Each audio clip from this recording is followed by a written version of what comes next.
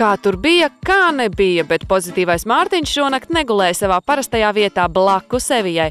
Puisis devās klāt gultu virtuvē. Evi, kāpēc tu Mārtiņu apbižo? Kāpēc viņš turienes gulē? Kāpēc viņš guļ tev? Apvainojies? Kas tā dara? Nē, nu nelākonš. Nē, paldies tik. Kāpēc viņš apvainojies? Evi. Kā tu nezini? Kā tu nezini?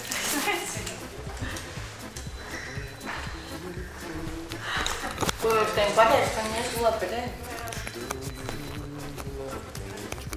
Vēl kāds apvainojas.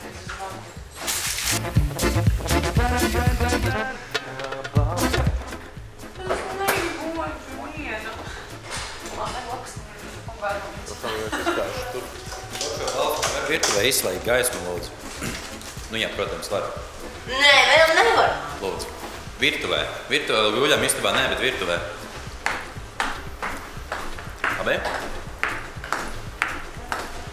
Paldies tev.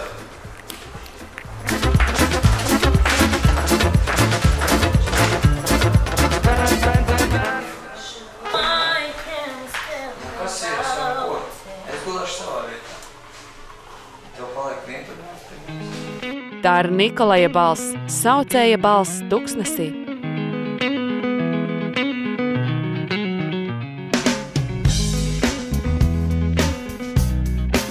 Kurš pirmais neizturēja?